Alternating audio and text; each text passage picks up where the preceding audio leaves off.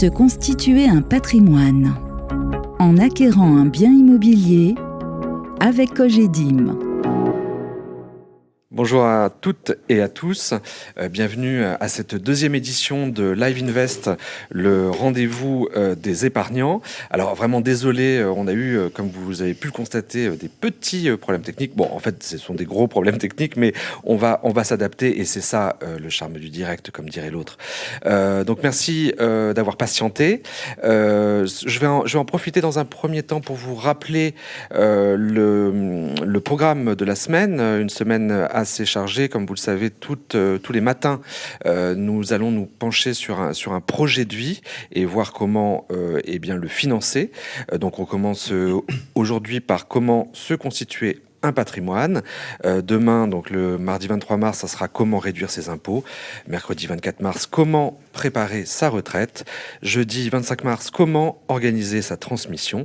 Et le vendredi 26 mars, comment soutenir l'économie réelle. Alors, on devait au départ accueillir Julien Serracchi, président de la Chambre nationale des conseillers en gestion de patrimoine, mais décidément, c'est une matinée assez particulière. Il n'a pas pu nous rejoindre.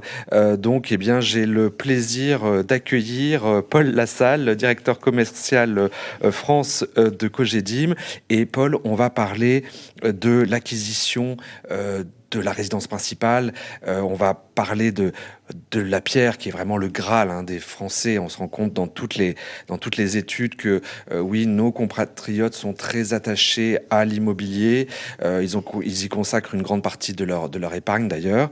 Et donc Paul, effectivement, on va donner des conseils à nos chers internautes. Alors, dans un premier temps, Paul, je l'ai dit, vous travaillez à la Cogedim. Est-ce que vous pouvez nous rappeler ce qu'est la Cogedim, en sachant que c'est vrai qu'on pense à la promotion immobilière, mais je crois qu'il n'y a pas que ça. Il n'y a pas que ça. Bonjour Philippe d'abord. Bonjour. Merci de me recevoir dans vos studios.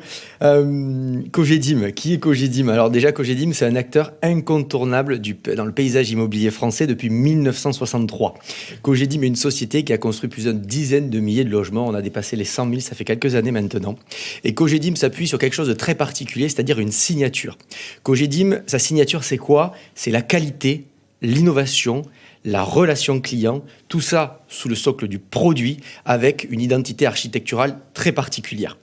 Au fur et à mesure des années, maintenant environ 60 ans que Cogedim existe, en 2021, on a pu arborer fièrement le fait d'être le premier développeur immobilier de France. Et comme vous l'avez dit précédemment, il n'y a pas que le logement chez Cogedim. Il y a alors le logement, numéro 1, mais bien sûr le bureau, les commerces, on s'est même diversifié sur la logistique, sur l'hôtellerie et bien sûr la résidence de service, puisque du coup on a une marque qui est en train d'émerger, qui s'appelle Cogedim Club et qui gère toutes nos résidences seniors. Alors, l'ambition de Cogedim aujourd'hui, elle est très simple. Elle reste humble, mais elle est très simple. C'est créer la ville de demain. Donc, comme je vous disais... c'est simple, mais c'est très ambitieux quand même. C'est très, très ambitieux. Mais il y a une stratégie assez affichée. Je vous parlais du produit. Le socle de la stratégie de Cogedim, c'est le produit. Voilà, donc ça, c'est le numéro 1. Et sur ce socle, il y a 2 piliers. D'un côté, vous avez le client et de l'autre côté, vous avez les collaborateurs. Ça s'articule comment ? Cogedim vient être élu encore une nouvelle fois top employeur de l'année 2021.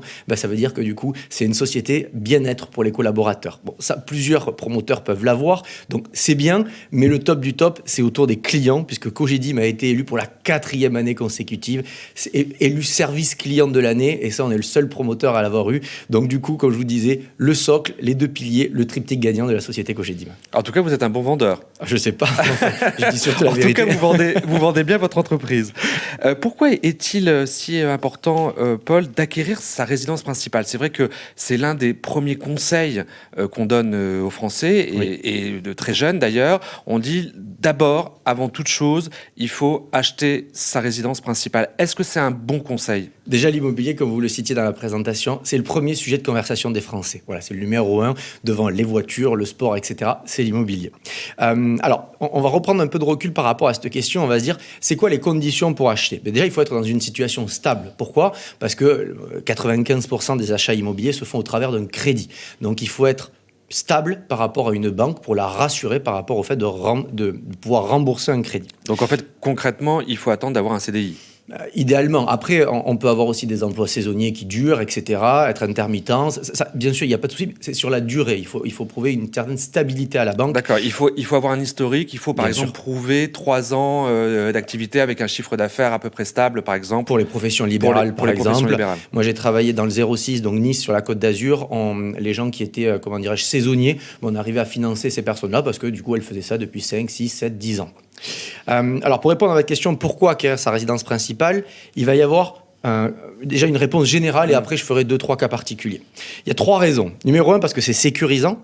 Numéro 2, parce que c'est rassurant. Et numéro 3, parce que c'est bien entendu rentable. Alors, sécurisant, pourquoi ? Déjà, rien que le dire, avoir son propre toit, ça apaise. Ça calme, ça impose un petit peu. Et c'est surtout, c'est ne dépendre de personne. Aujourd'hui, la crise a chahuté, nos emplois du temps, a chahuté notre vie. Et on est un petit peu fébrile par rapport à tout ce qui peut être décidé pour nous. D'accord, donc en fait, ça permet d'avoir une stabilité. Bien sûr. D'être sûr de ne pas être lié à un propriétaire qui peut vous dire au bout de 6 mois, vous devez partir parce que j'ai décidé de vendre le logement, par exemple. Ou j'ai envie de le réhabiter, j'ai envie d'y mettre ma fille. Toutes ces choses-là, c'est un gage de stabilité, donc de sécurité. Et l'humain, il a besoin de sécurité. Très simplement, on ne l'a pas inventé, la pyramide de Maslow, les deux premiers besoins, primaires et sécuritaires. Et du coup, l'immobilier remplit ces besoins-là. Donc, le besoin de sécurité. Ensuite, c'est rassurant. Alors, c'est un peu la même chose, mais c'est un peu différent quand même, parce qu'on capitalise pour soi. En fait, on commence à se créer son propre patrimoine. Et ça, c'est assez intéressant, puisque du coup, c'est un des objectifs des Français que tous les Français ont. Quand on commence également à créer sa propre famille, c'est-à-dire on peut la protéger. Aujourd'hui, quand vous achetez de l'immobilier avec un crédit, il y a ce qu'on appelle par exemple une assurance décès invalidité. Ça veut dire s'il nous arrive la moindre chose derrière, on a notre descendance qui est couverte. Et ça aussi, c'est une sorte de protection rassurante pour les parents. Et bien sûr, ça permet de préparer la retraite. Vous n'êtes pas sans savoir qu'aujourd'hui, le système de retraite par répartition est un petit peu challengé. On ne sait pas de quoi sera fait d'ailleurs ce système de retraite demain. Le fait d'avoir son propre logement, on ne dépend plus de rien. Pourquoi ? Parce que d'ici 20 à 30 ans, les loyers auront encore plus augmenté. Les retraites, elles, seront encore plus divisées. De fait, être dans son propre logement, ça rassure les personnes qui se construisent ce patrimoine toute leur vie. D'accord, donc effectivement l'idée c'est d'avoir moins de dépenses de logement à un moment donné où on a une baisse de revenus, c'est-à-dire l'idée j'imagine que le but c'est de finir son crédit quand on part à la retraite. Par exemple, ça peut être une idée, beaucoup sont à peu près axés sur ce timing-là, finir leur crédit aux alentours des 60-65 ans, comme ça après il peut être tranquille. Et le dernier, en sachant que, excusez-moi, je me permets de vous couper, en sachant que il y a quand même encore la taxe foncière à payer, et puis qu'on a tout intérêt à maintenir son logement en état. Donc, non, mais parce que c'est vrai que souvent, en fait, on dit, en gros, on a fini de payer le crédit et puis c'est bon. En fait, il faut avoir en tête que de toute façon, un logement, ça coûte toujours. Alors, le logement, c'est une source de dépense, c'est une source de qualité, c'est une source on profite tous les jours, mais bien entendu, il faut l'entretenir, ce logement. Pour les logements anciens, la chaudière, le chauffage, etc. Donc oui, il y a quand même un minimum de dépenses, d'où le fait de ne pas être locataire et prisonnier, des dépenses, et d'un propriétaire qui décide un petit peu pour nous. Le dernier aspect, bien sûr, c'est un aspect de rentabilité. Alors là, je vais parler par rapport à aujourd'hui. Les taux sont historiquement bas. Aujourd'hui, on emprunte, alors c'est pas donné, bien entendu, mais aujourd'hui, on emprunte pour des taux qui sont en dessous de 15 ans, en dessous de 1%, et au-dessus de 15 ans, entre 1 et 1,8%. Aujourd'hui, c'est très très bas. Moi, j'ai commencé l'immobilier, les premiers taux sur lesquels je pratiquais, c'était 4 à 5%, et à l'époque où mes parents empruntaient, c'était aux alentours de 10%. Le fait que ces taux soient historiquement bas, ça permet d'avoir accès à des mensualités excessivement intéressantes. Numéro 2, il y a aussi une niche fiscale, il faut le dire aussi, la résidence principale, c'est une niche qui est non taxée sur la plus-value. Donc si on vend et qu'on dégage une plus-value, c'est-à-dire qu'on la vend plus cher qu'on ne l'a acheté, en fait, pour être concret, exactement. Eh bien la différence n'est pas taxée. Non, alors que si vous faites ça sur un investissement locatif, il y a une partie qui est taxée en fonction du nombre d'années sur lequel vous avez gardé votre bien immobilier. Là, c'est à 0. Donc ça veut dire que vous faites une plus-value. Aujourd'hui, le prix de l'immobilier sur des longues durées augmente, et de fait, vous gardez entièrement la plus-value pour vous. Et enfin, la troisième, c'est qu'aujourd'hui, l'État met à disposition une multitude d'aides. On va parler de prêt à taux zéro, de prêt accession, le PASS. On va parler de prêt action logement, ex 1% patronal. On va parler de prêt de certaines villes. Ça, c'est vraiment important parce que ça donne accès à la propriété à plein de personnes, à plein d'aides. Si on fait juste un petit focus tout simplement sur le prêt à taux zéro. Allez, on se dit, on est célibataire, on essaie d'acheter dans une ville qui est en zone A, parce qu'il y a différentes zones. En général, un célibataire qui achète dans ces villes-là a l'obtention d'un prêt PTZ à hauteur de 60 000 euros. Même avec des taux historiquement bas comme aujourd'hui, 60 000 euros de crédit, c'est 15 000 euros d'intérêt remboursés à la banque. Donc en fait, c'est une aide qui vous permet de ne pas donner à la banque, entre guillemets, ces 15 000 euros-là. Donc quand je disais que c'était rentable, oui, c'est excessivement rentable d'acheter de l'immobilier aujourd'hui. Au début, attention, je disais aussi que je faisais une réponse un petit peu générale. Maintenant, on va faire une réponse un petit peu particulière. Cette réponse ne s'adresse pas à tout le monde, à savoir les gens qui changent de job régulier. Voilà. Qui sont nomades. On les appelle les nomades, qui professionnellement, en fait, bougent beaucoup. Qui sont d'un côté de la ville de Paris, puis 2, 3, 4 ans après de l'autre côté. Je ne sais pas, ils sont du côté de Toulouse à Balma, ils cherchent du côté pour aller chez Airbus à Tournefeuille. Je ne sais pas. Je ne sais pas pourquoi vous parlez de Toulouse comme ça. Vraiment, je ne comprends pas. J'étais obligé de le dire, j'ai Toulousain. Non, en fait, ces personnes nomades, est-ce qu'il faut qu'elles achètent leur résidence principale ? Des questions peuvent se poser parce que si elles changent, entre guillemets, de job tous les 2-3 ans, tant que la situation n'est pas stable, on ne va pas forcément les orienter dessus. On m'a dit qu'il fallait compter à peu près 5 ans pour rentabiliser les droits de mutation, c'est-à-dire les frais de notaire. Parce qu'on appelle les frais de notaire, en fait, ça s'appelle les droits de mutation. Oui. Mais qu'en fait, grosso modo, faut rester, en fait, 5 ans. Autrement, ça ne vaut pas le coup, pour faire simple. Ça, c'est une réponse qui peut oui, avoir une certaine généralité. Après, les frais de notaire dans le neuf sont 2%, donc ça peut se rembourser plus vite. Mais si on devait donner une idée, 5 ans, oui, ça peut être une idée. Et dernière chose, je prends un exemple, puisque là, du coup, aujourd'hui, on fait l'interview à Paris. Bien sûr, Paris, les gens qui veulent habiter en hypercentre parisien, par exemple, puis aujourd'hui, pour louer un 2 pièces, vous allez compter dans un 2 pièces un peu sympa, 1 500 euros. Si vous souhaitez acheter cet appartement, toujours au même endroit, vous allez avoir des mensualités entre 2 000 et 2 500 euros. Donc, est-ce que ça vaut le coup d'acheter quand on est parisien ? Pas forcément. Et du coup, on a une clientèle de report, en fait, qui reste locataire de sa résidence principale pour ces conditions-là. Par contre, en parallèle, elles font des investissements locatifs en province où le prix est beaucoup plus accessible, et ce qui fait un petit peu de teasing pour notre interview de demain autour de l'investissement locatif. Tout à fait. Donc, en fait, ce que vous êtes en train de me dire, c'est qu'on peut faire l'investissement locatif sans forcément être propriétaire de sa résidence principale. En fait, c'est ça que dans certains cas, que dans certaines villes où les prix sont tendus, comme on dit, ça vaut presque plus le coup d'être locataire dans sa ville d'habitation et puis de faire un investissement locatif dans une autre ville moins chère. Tout à fait. Les banquiers en sont conscients. Aujourd'hui, on voit de plus en plus de dossiers de personnes qui habitent Paris, signés sur des achats, ce qu'on appelle transverses, soit dans leur région d'origine, soit dans des villes en plein essor. On parle de Toulouse, Bordeaux, Montpellier, Nice, Lyon, Nantes, et Lille, Strasbourg et autres. Tout simplement pour commencer à se créer un patrimoine immobilier et pas perdre de temps. D'accord. Et en plus, ça peut être éventuellement la résidence pour les vieux jours. Éventuellement. Peut-être, tout à fait. Ça peut être ça. Il y a une grande visibilité, mais tout à fait, ça peut être. D'accord. Vous avez parlé effectivement des taux d'intérêt qui sont au plancher, d'où l'intérêt, sans être redondant, d'acheter de l'immobilier, puisque ça permet effectivement d'acheter sur des périodes plus longues aussi, et d'avoir des mensualités plus faibles. Est-il possible aujourd'hui, en 2021, d'emprunter sans apport ? Alors, je vais faire une réponse de Normand, avec l'accent du Sud. Alors, c'est faisable, oui, mais ça reste de plus en plus rare de nos jours. Je m'explique. Si vous avez un dossier béton, vous avez des comptes en banque qui sont bien remplis, vous avez une assurance vie un petit peu remplie, etc., bien sûr, votre banquier va avoir pas mal de feux verts pour vous accorder cette demande-là. Après, si on reste, on va dire, un petit peu dans une certaine normalité, aujourd'hui, les banquiers vont quand même demander une chose, au moins de venir avec les frais de notaire. Ce qui fait d'ailleurs un avantage dans le neuf. Pourquoi ? Les frais de notaire étant maximum entre 2 et 3% du bien immobilier, de fait, il n'y a pas besoin de venir avec beaucoup d'apports. Mais oui, c'est faisable, mais ça reste quand même relativement rare. Et ce qui me permet de faire une petite digression, puisque, en fait, comme je vous disais, le socle chez Cogedim, en fait, c'était le produit, le collaborateur, mais le client. Et du coup, à l'écoute de ce marché qui a changé, puisque l'année dernière, les taux se sont un petit peu resserrés, se sont contractés, Cogedim a mis une offre en place qui s'appelle « Booste votre apport ».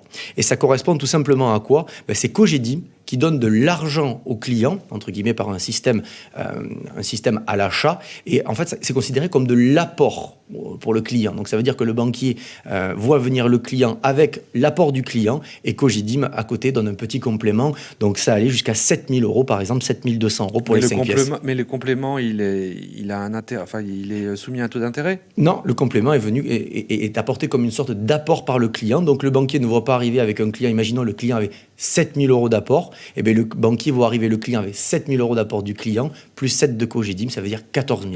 Oui, mais ça veut dire quoi? Ça veut dire qu'à un moment donné, c'est pas un cadeau de Cogedim, donc il faut bien le rembourser. Donc au final, c'est plus cher sur le temps, c'est ça en fait, si c'est sur le temps? Alors, c'est pas comme un cadeau, mais vous savez, des fois, les promoteurs sont dans certaines campagnes, offrent les frais de notaire. Mais c'est exactement la même chose. Au lieu d'offrir les frais de notaire, Cogedim offre de l'apport. D'accord. Donc effectivement, des taux bas, mais des conditions d'octroi peut-être un peu plus difficiles. En gros, quand on est primo-accédant, on a vraiment intérêt à avoir un apport financier.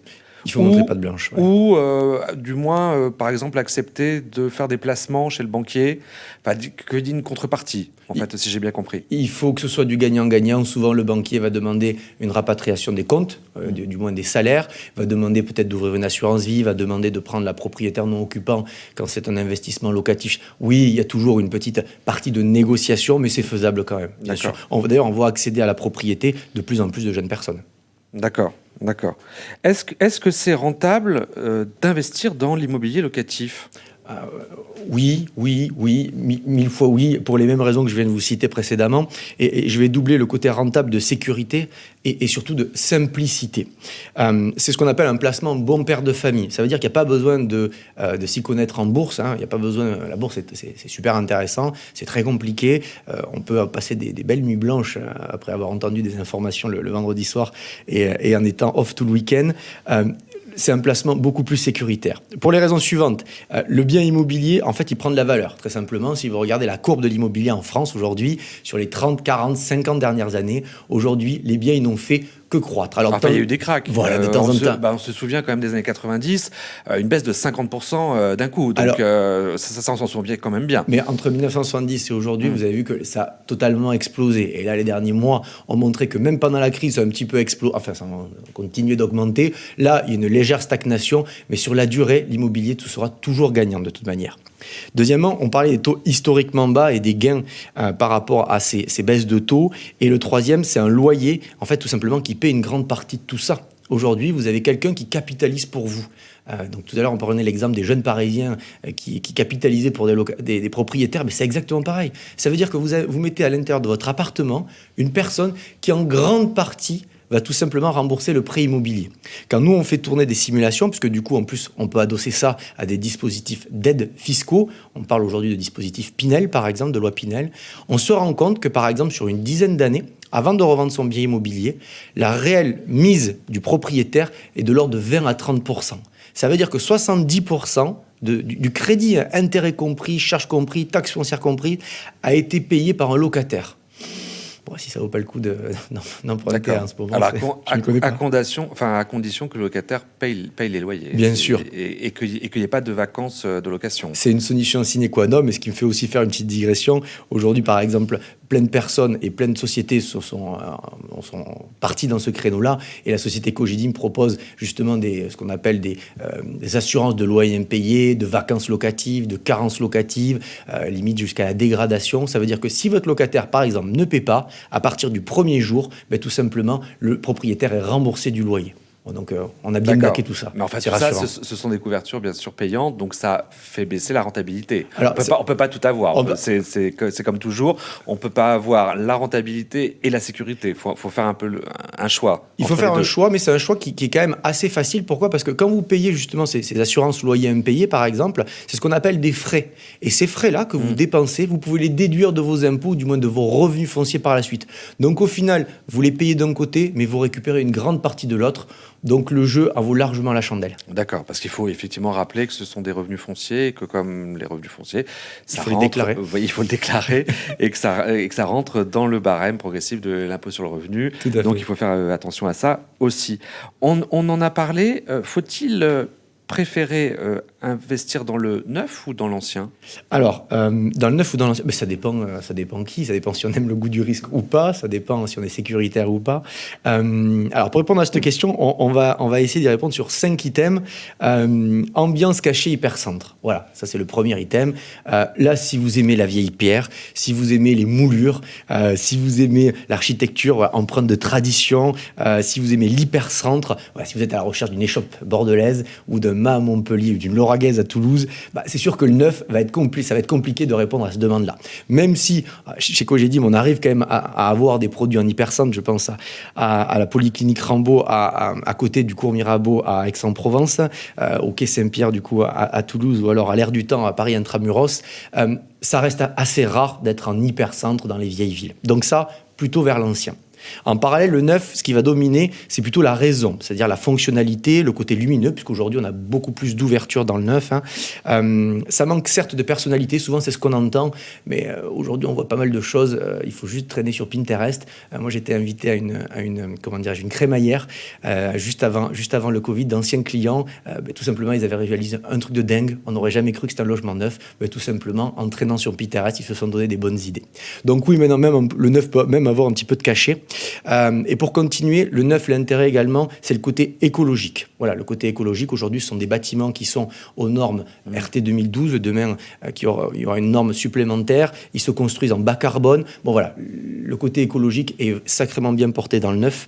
Et enfin, le côté domotique. Les geeks, les accros de toute la domotique. Le neuf, c'est un plaisir. Oui, alors c'est vrai que l'écologique, c'est aussi l'économique. C'est-à-dire que souvent, c'est des logements qui sont mieux...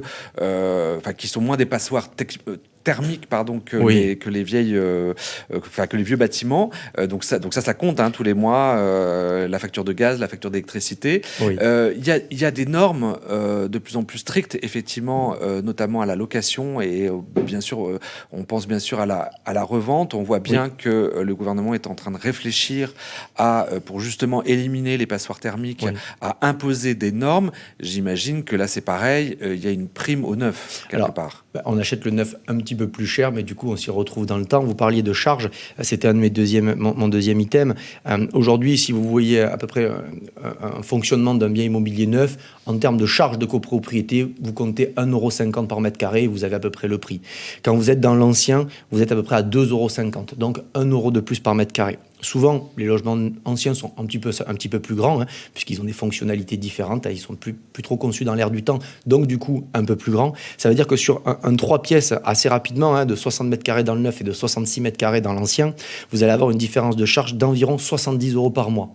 Donc du coup, 70 x 12, 840, ça veut dire que sur chaque année, entre guillemets, il y a une différence de 840 € de charge. Et si on parle dans les charges aussi, la partie notaire, on en parlait tout à l'heure, 2 à 3% dans le neuf, 7 à 8% dans l'ancien. Donc là aussi, il y a une perte concernant ces charges-là. Donc ça, c'était le deuxième item. Après, on peut parler des plans et des prestations. Donc dans l'ancien, vous allez avoir souvent des surfaces qui sont dites un peu plus grandes, avec par contre des travaux. Souvent, ça va rester dans son jus. Donc ça peut être assez sympa si vous êtes du métier ou si vous avez des gens de confiance du métier. Donc ça, vous pouvez faire de très belles choses. Sinon, pour ceux qui sont plutôt pas forcément du métier et qui cherchent un petit peu le côté rassurant, vous avez le neuf. Et là, il y a les avantages du neuf, c'est des logements hyper optimisés. C'est surtout des parkings aussi, puisqu'on parle pas trop de parking dans l'ancien, malheureusement.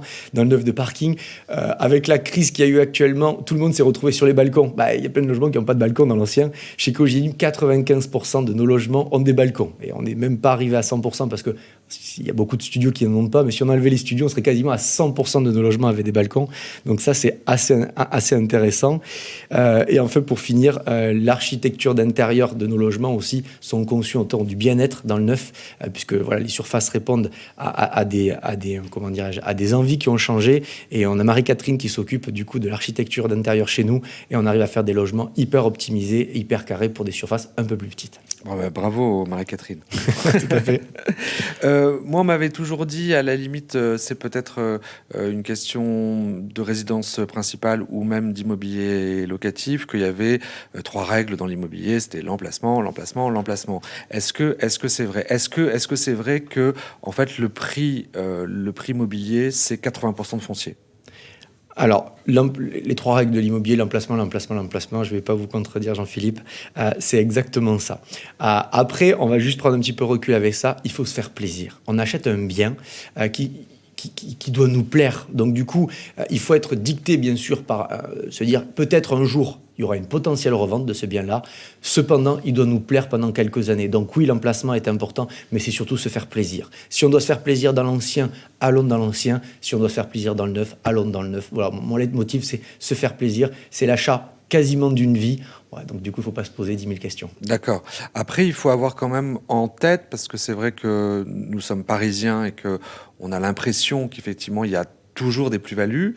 Il y a plein de coins de France où les gens n'arrivent pas à vendre leurs biens, ou alors ils le vendent avec une moins-value. Il faut aussi l'avoir en tête. C'est-à-dire que, OK pour un choix, mais il faut assumer son choix jusqu'au bout, et peut-être que la fameuse ferme retapée loin des villes et loin des transports, on peut se dire qu'on va avoir peut-être des difficultés à la revendre, et que si on la revend, peut-être qu'on la revendra moins cher que ce qu'elle nous a coûté. On ne citera pas de région. Du coup, on va rester sur le global, mais je vous confirme, oui, il faut que l'emplacement nous plaise, il faut que le bien nous plaise, mais il faut quand même se dire que peut-être un jour, il y aura une potentielle revente, et il faut que ce bien-là puisse convenir à d'autres personnes. Donc du coup, d'ailleurs, c'est aussi pour ça que Cogedim construit des logements proches des villes, proche des centres-villes, sans être forcément tout le temps en hypercentre, comme je disais, parce que oui, plus vous êtes proche de la ville, plus vous avez de chances d'attirer de plus en plus de personnes derrière, tout à fait, pour le racheter. D'accord, donc il faut se faire plaisir, mais il faut peut-être avoir ça en tête quand même. Voilà, c'est important. Très bien, merci beaucoup. On va passer maintenant à la séquence questions des internautes, puisque comme vous savez, il y a la possibilité, et c'est tout l'intérêt de Live Invest, c'est tout l'intérêt du live sur Internet, les internautes ont la possibilité, grâce au chat, de poser en direct des questions à nos experts. Alors, est-ce qu'il y a un petit jingle avant ? Non, alors on me fait signe que non. Eh bien voilà. Alors, première question, il y avait le... oui, alors, à partir de quel âge est-il conseillé d'investir dans l'immobilier ? À partir de quel âge ? 18 ans et un jour. Feu, de suite, direct. Non, sérieusement, dès que possible. Vous citiez tout à l'heure, alors c'est une très bonne question, vous citiez tout à l'heure le fait d'acquérir de l'immobilier de plus en plus jeune. C'est d'ailleurs ce que moi j'ai vécu quand j'étais conseiller commercial. J'ai vu des gens de plus en plus jeunes arriver en espace de vente. Je me rappelle que mes premières ventes en termes d'âge, ils avaient 20-22 ans. Pourquoi ? Très simplement, numéro 1, parce que du coup, on peut faire des crédits longs, contracter des crédits longs. Donc plus c'est long, moins la mensualité est importante. Oui, on a non seulement une meilleure espérance de vie, mais en plus une meilleure espérance de vie en bonne santé. Donc ça rassure le banquier. Donc le banquier va être plus prompt à accepter un crédit sur 20 ans, sur 25 ans. Tout à fait. Et en plus, ça avait des assurances réduites. Donc ça, c'est le numéro 1. Numéro 2, c'est que vous avez plus de chances encore de bénéficier des aides d'État. On parlait du prêt à taux zéro tout à l'heure. Bien sûr, on peut en bénéficier beaucoup plus facilement. Plus on commence vite, du coup, plus on pourra faire de biens immobiliers, plus on pourra acheter de biens immobiliers. Oui, parce qu'en fait, c'est une stratégie par escalier. En fait, c'est ça. On achète d'abord un studio. On est célibataire sans enfant, donc on prend un studio. Oui. Et puis, on se met en ménage. Là, on va vendre le studio, puis on va acheter un F2, mettons. Et puis après, la famille s'agrandit. Enfin, on a des enfants, et grâce au F2, on le vend, et puis on va pouvoir avoir un F3, par exemple. Et le cash généré devient de l'apport pour le 3e appartement. C'est ce qu'on appelle souvent un achat tremplin. L'immobilier, par exemple, moi, j'avais plein de petits jeunes qui venaient, 20-25 ans, qui achetaient en résidence principale, du coup grâce aux aides de l'État, qui resteront sûrement quelques années, ils vendront, ils récupéreront du cash et ils achèteront plus grand, ce qu'on appelle un achat tremplin. Et d'ailleurs, ces aides, elles sont très particulières, elles dépendent du foyer, du nombre de personnes, des revenus des personnes, de l'endroit dans lequel vous avez acheté. Donc si j'avais un conseil à vous donner, ce serait d'appeler le 09 70 255 255 et vous tomberez sur les conseillers Cogedim, Félix, Jean-Marie. Vous êtes terrible. Quels sont les critères pour bien investir dans l'immobilier ? Enfin, on en a parlé un petit peu, mais je pense que c'est pas mal de les rappeler, de les... Le premier, l'emplacement, vous l'avez dit. Le deuxième, je vous l'ai dit, le se faire plaisir. Après, du coup, si on devait en citer d'autres, restons factuels. On parlait de bien la projection à la revente, donc avoir des transports pas loin. Des commerces, pas forcément, mais des transports, oui. Les écoles Des écoles. Alors, c'est sûr que si on est sur un studio, un 2 pièces, pas forcément, mais sur un 3 ou un 4, oui, parce que potentiellement, vous allez avoir des familles derrière, les ouvertures, des balcons, des places de parking. Enfin, il n'y a pas une bonne réponse à tout ça. Il y a un listing à se faire et ensuite à jauger ce qui l'est ou ce qui l'est moins. Mais voilà, en tout cas, ça dépendra de chacun, mais il n'y a pas une solution miracle à cette réponse-là. D'accord, mais j'imagine qu'il faut bien connaître que ça soit pour la résidence principale ou pour que ça soit l'immobilier locatif. Oui. Il faut bien connaître l'endroit, il faut y aller souvent, il faut se renseigner, il faut, voilà, pour connaître... par exemple, s'il y a de l'insécurité ou pas, des choses comme ça. Alors pour la résidence principale, bien entendu, puisqu'on va y vivre tous les jours. Donc là, il faut vraiment que ça nous plaise. Donc je suis 100% d'accord avec vous. Sur l'investissement locatif, il faut juste prendre un petit peu de recul. Ça veut dire qu'il faut rester très factuel sur l'investissement locatif, sinon on ne fait jamais rien. Il faut regarder justement tout ce que vous disiez, mais sans trop se prendre la tête. Voilà, parce qu'à un moment donné, cet appartement, il sera loué, quoi qu'il arrive, à une personne. Parce que c'est sûr et certain que vu comme le marché est aujourd'hui tendu, on arrivera à trouver une personne pour votre appartement. Après, voilà, il faut juste jauger et là, pas rechercher le mouton à 5 pattes, du moins pour l'investissement locatif, c'est sûr. D'accord. Faut-il faire évoluer son bien immobilier en prévision de son entrée dans le troisième âge ? J'imagine que ça, c'est un internaute plutôt senior, mais c'est vrai que c'est une question que se pose ou que peut-être devraient se poser de plus en plus les Français avec l'allongement de l'espérance de vie. On se rend compte que effectivement, on essaie de rester le plus longtemps à domicile. Est-ce qu'il faut adapter son logement? Est-ce qu'il faut avoir en prévision ce troisième, voire quatrième âge? Bien sûr. Alors, ça dépend des âges, bien sûr. Si vous achetez à 22 ans, bon, vous n'avez peut-être pas forcément pensé à ça. Mais en tout cas, plus vous vous rapprochez de la retraite, plus il faut y penser, en effet.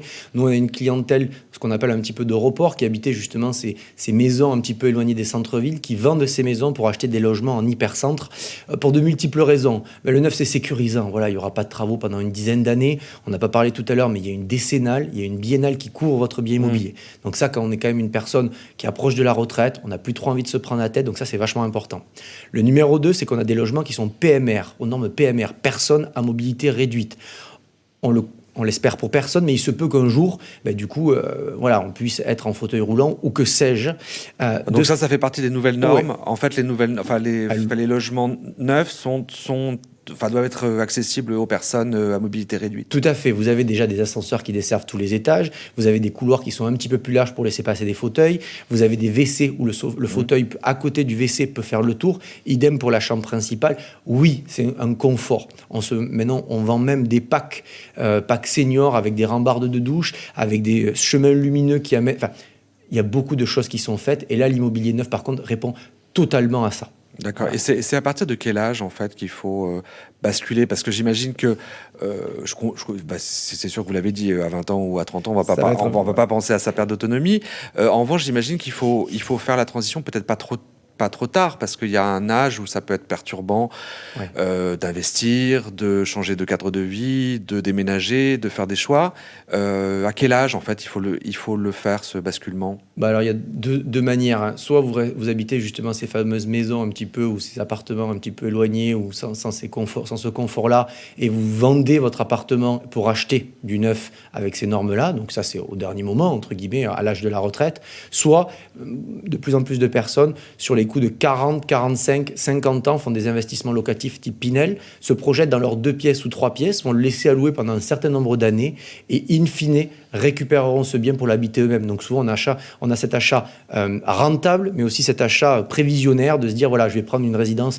Beaucoup de Parisiens qui prennent des résidences à Nice ou à Toulouse ou à Bordeaux pour se dire que leurs vieux jours se feront dans ces villes d'hypercentre, enfin dans ces grandes villes en hypercentre avec les normes PMR. D'accord, donc ils s'y voient vivre un jour. Oui. Donc c'est un investissement locatif un peu particulier. Voilà.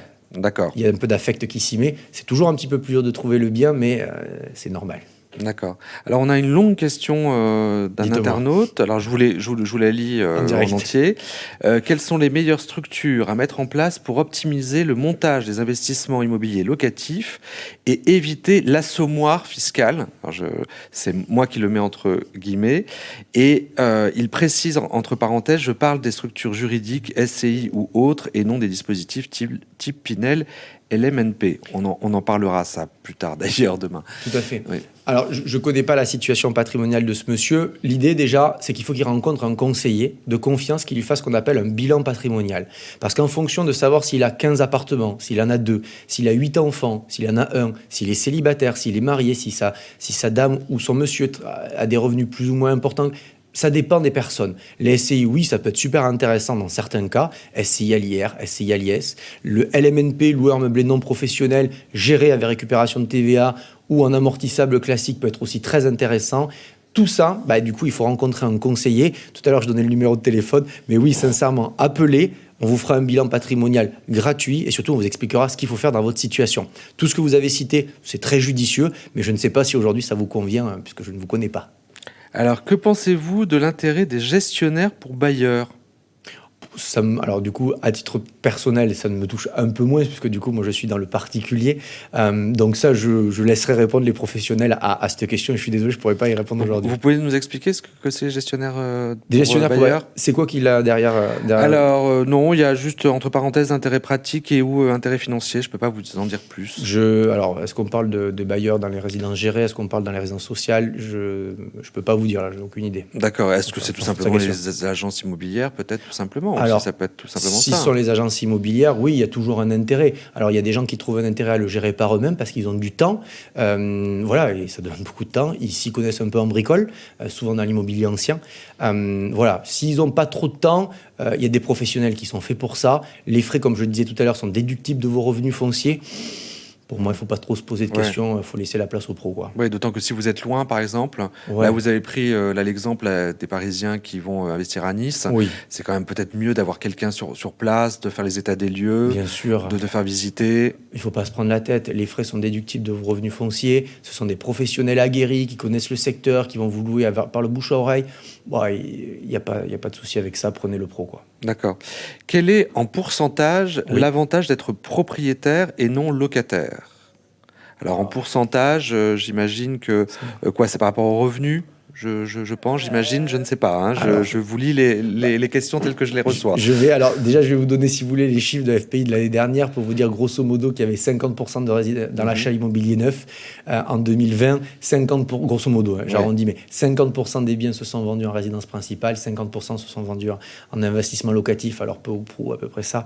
Ça a la tendance chaque année.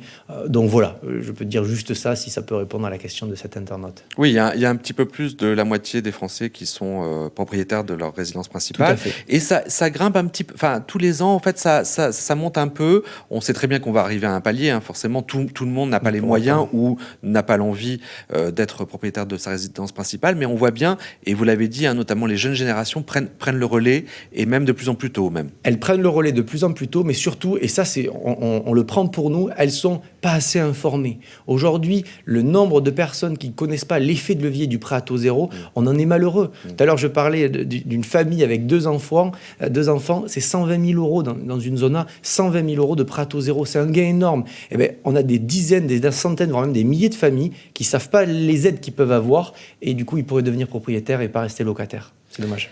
Quel âge maximum pour acheter ? Il n'y a pas d'âge. Si vous faites une revente, vous avez 75 ans, vous faites une revente et du coup vous encaissez de l'argent et vous achetez, vous pourrez acheter jusqu'à 100 ans, 120 ans, je suppose, en paiement cash. Je suppose que l'internaute parle avec un crédit. Oui. Du coup, le crédit, grosso modo, il faut le caler jusqu'à une durée de 75 ans. Ça veut dire que si vous avez 50 ans, vous pouvez prendre un crédit, grosso modo, sur 20-25 ans, ce qui reste quand même le borderline. Pourquoi ? Parce qu'à un moment donné, la banque va donner des assurances, va vous faire payer des assurances de plus en plus élevées. Donc, est-ce que là, il y aura un intérêt ? À vous de voir. Oui, sans compter qu'il y a des assurances qui font des exclusions de garantie à partir de certains âges. Si vous avez des antécédents médicaux, c'est compliqué. Ça devient compliqué. Donc, il n'y a pas d'âge, mais s'il faut les donner une limite, 75, c'est vraiment le max du max selon moi, quoi. D'accord. Ok. Alors on parle de l'IFI. Oui. Alors tous ces conseils, par rapport à l'IFI. Alors je peux pas vous dire plus.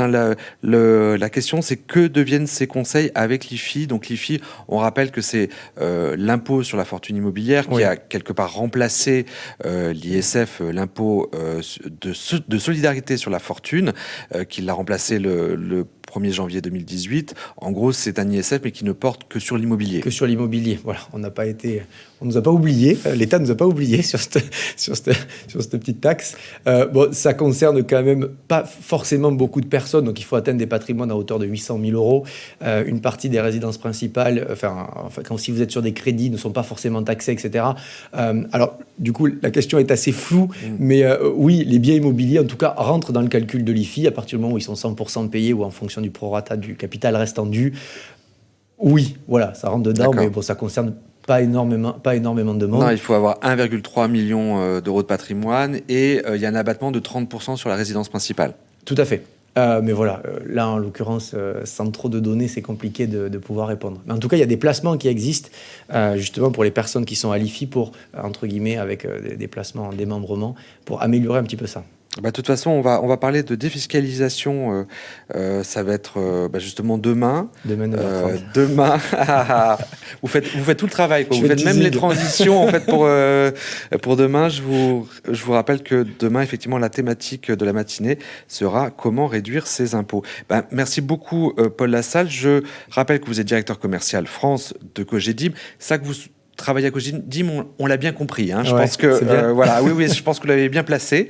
Et puis donc je vous dis à demain, parce qu'effectivement on va se retrouver demain à 9h30 aussi. Voilà, où là on va parler plutôt d'investissement locatif partiellement défiscalisé. Mais ça, vous nous expliquerez tout ça. Merci beaucoup, Paul. Et puis, chers internautes, je vous donne rendez-vous dans 15 petites minutes. Voilà, pour parler. Eh bien, j'ai un trou, mais on va le découvrir plus tard. Je crois qu'il y a des petites vidéos en attendant pour vous faire patienter sur, effectivement, le prochain atelier. À tout à l'heure. Merci. Merci, Jean-Philippe. Live Invest, le rendez-vous 100% digital des épargnants.